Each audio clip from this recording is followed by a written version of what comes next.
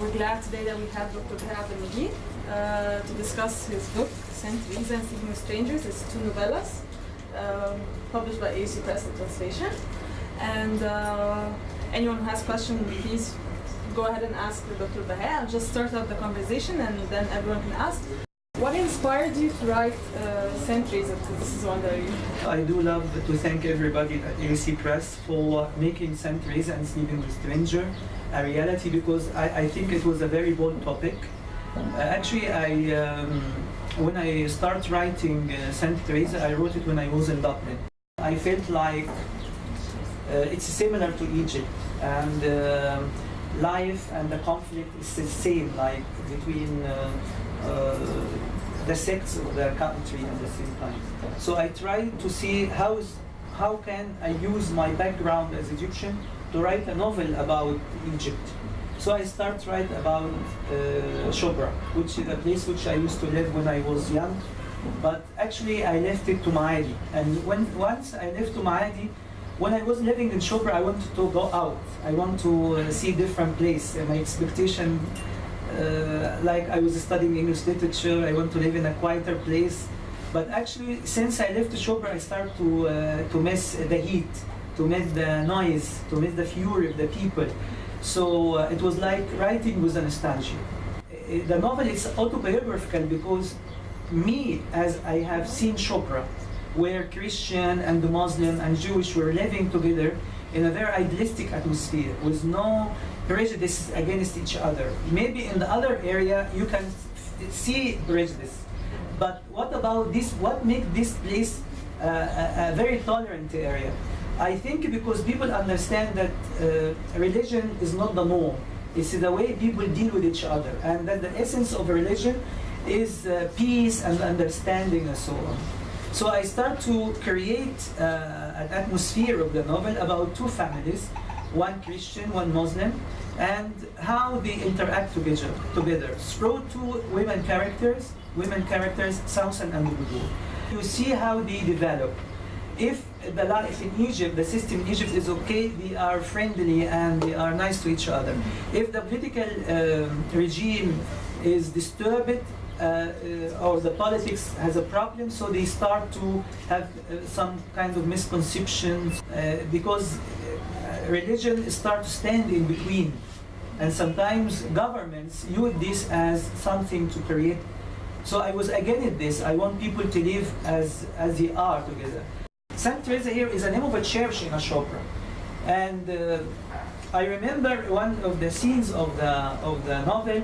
It was about Suzan going to visit the church. She's a Muslim, but she visited the church with her mother, paying alms and charity for the poor, and lighting candles and giving food and bread. And then they moved to Sayyida Zainab also to give all to the poor. I myself, I witnessed this, and with my mother, I went to the church and I visited.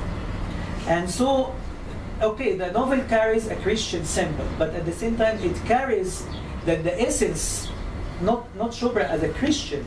I agree that Shobra has a Christian majority and the Muslim majority, but what I'm trying to say that it's where people, religion is important, but religion is not completely important if it doesn't stress the cohesion and it stress the tolerance and love and peace among people. If it's going to create disputes and fight and war, we have to question what is this? It's not religion. It emerges also a very important character in my Theresa, which is a Jewish character, who is Luca, who is living in Egypt, and he refuses to travel to Israel because he wants to live in Egypt as a citizen, believing that he has a right to live here regardless of political problems. Because, you know, after 1967, it was very difficult for the foreigners in general, not only the Jewish, to stay in Egypt. But he was a little bit nationalistic. Yes, I portrayed him with some kind of mystery and fantasy, but at the same time, if you look into his essence, he was very important for the culture, he was rich and so on. But the story around him and the love relationship between the Suzan, the Christian, and him created some kind of climax or anticlimax to the novel. The novel ends, by the way, by the assassination of Anwar's dad, paying his life for creating peace, because there was something like what we call the tide of the Islamic groups in the universities. And one of my characters, which is Salim, is involved in a way or another. He started, this is people, they like it and they didn't like it, that how a person starts like a Marxist and ends like a Muslim Brotherhood. But the idea of this, Salim as a person wanted to justice and peace, and wants at the same time social changes, which maybe the revolution tried to achieve in the Egyptian society. Like a young man, he wants democracy, but he was misguided, and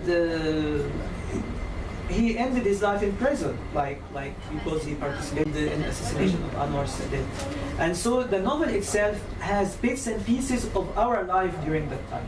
Chip Rossetti has done a great job in doing the translation, because it's written in a stream of consciousness where different pronouns, and I mean, sometimes the character speaks about himself or herself, and then somebody else goes and talk about her. So the shifting of pronouns sometimes maybe will confuse the reader, but with some focus and some concentration, I think he or she, the reader, will grasp this. I trusted modernity. I like to shift incidents from time to, like to break the unities, for example, and at the same time, I believe that with modernity, it's not only what we see, it's only what we think. So in writing, you always mix between two voices, between the voice of narration and the voice of contemplation. You narrate something and you contemplate something else. So I try to look at reality from that perspective. Modern life is difficult, and I believe in the intuition of the reader. In Santa Theresa, the women was very prominent. Women issue was very prominent. But sleeping with a stranger was a very important issue, because people say that I was supporting Basim and Nader, but no, I was supporting exploitation against women. Like, there are many women in the life of Basim, but most of them, they believed in the idea of love, not the idea of I'm sorry to say, not the idea of sexuality. It was not. They are not attracted to Basim because of his own manhood or super, because he was like a human being, and he was treated them as creatures to be respected. That's why they loved him, and they were very attracted to him.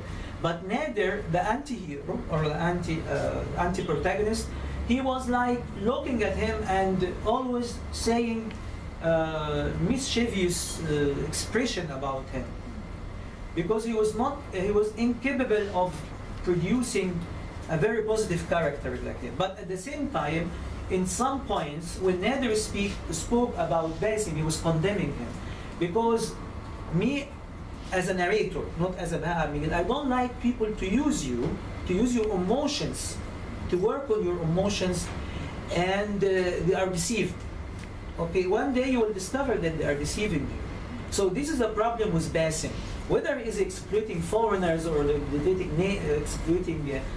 natives, it's not the issue. It's an issue of being ethically and morally good. So yes, maybe you can say that my novels, are they preaching morality? Are they talking about how we should act?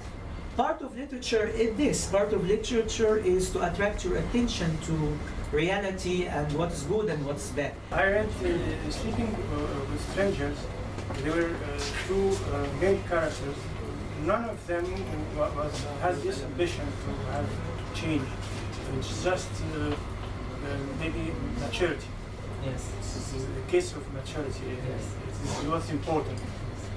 Why does the main character doesn't want to change? Maybe because I'm a feminist, or I don't know. With Basim and Nader, I don't think Basim and Nader are two different characters. If I'm a critic now, if I play the role of the critic, I don't know whether will agree with me or not. But for me, I felt like Basim and Nader, they are the two faces of one coin. Like, they present one character. Maybe they present me as a person, I don't know. But one of them is very active, one of them is inactive. One of them very active with women, one of them is contemplating women. Maybe in a psychological sense, this is the artistic part of the person, and this is what we call it the erotic part of the person. But you know that the feminine and the masculine in one personality work together. As a writer, I can't tell exactly what I feel about my own character. I know how I wrote them or what was the motive behind them. But to give a full interpretation of my characters, I don't think it. The Sleeping with Stranger, to sum up the story, is about two persons, Basim and Nader. Basim went to the United States and Nader followed him there. He saw his lifestyle, how he left American dream.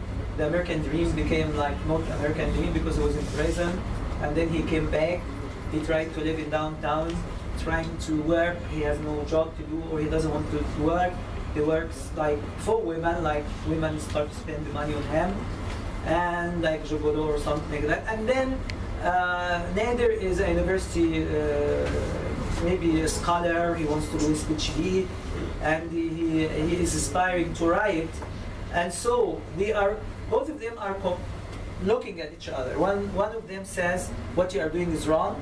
Is the West is the most important." The other one said, "No, if I stay in Egypt and I work very hard, my life will change," and so on.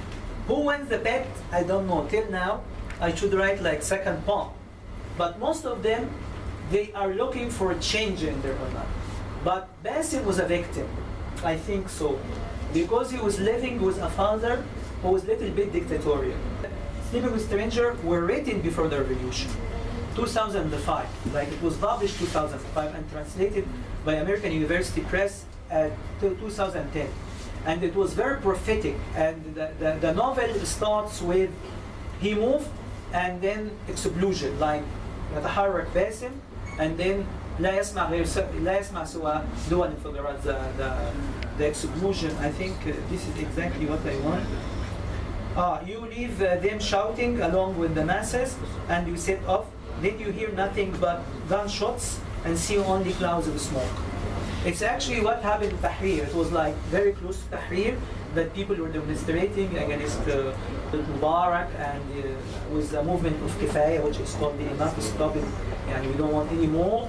And so the novel was like, this is, the revolution has to come, like it must happen. Like it was the only alternative for the closed and for the iron hand which was controlling the society and so on. So me as Bahaa Abdelmegid, I think Sleeping with Strangers was my protest against the previous regime. I was not happy at all. I was not happy at all, and when I read this novel, I feel how much pain I suffered during that. So I wrote it because I want to get rid of it. And I remember after I wrote it, I was not happy. I was not happy at all. And I started to change my life completely to a different career.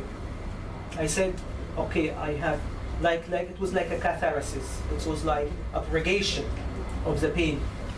So Temple Bar is about a scholar, Mu'taz, who traveled to Dublin to do his PhD. He was poor. He started to work as a flower.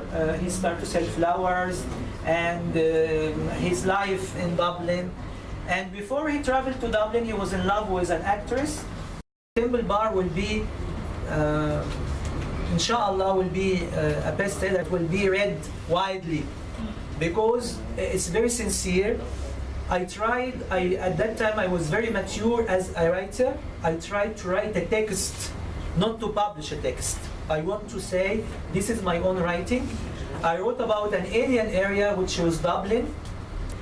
I came and wrote about Dublin with a nostalgia, بالحنين للبلد دي, and I want to go back. I want to I miss the people, I miss my life, my individuality.